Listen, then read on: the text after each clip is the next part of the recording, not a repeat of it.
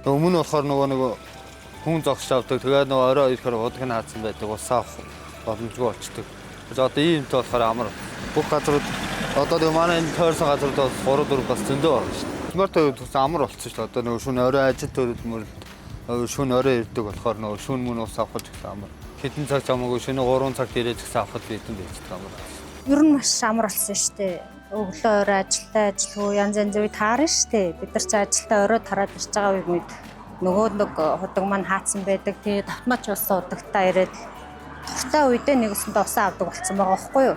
Энэ чинь биднэрт нэгэсэндээ бүр маш том боломжийг өгөөд одоо бүр айгуус надад бол айгуух таалагддаг. Би ч өөрөө бас ажилдаа нэлт хөвгттэй болохоор өглөө оройдоо ажилласаа бууж ирнэ эсвэл манай хүн ч юм уу ингээл яг ирэх таад нөгөө 8 цаг юм уу 7 цаг нь хаачдаг штэ. Тэгэхээр чи юу яадаг? Усаа авч амжихгүй.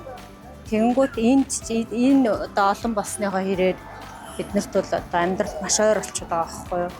Бидний бол ер нь цаг хугацааг маш хэмжээ гэж би ойлгож байна. Таарсан газараас авдаг болсон болохоор амар одоо хаач байсан юм бэ үү тэгэл цагаан эмнэл нэг саваа бариад явж байхад бол авчдаг болсон. Хуучны юу гэдэг нөгөө усгүй гэдэг одоо ер нь асуудал орог ингээд ер нь хоцроод байна шүү дээ. Тэгэхээр биднэрт бол маш тааламжтай байна.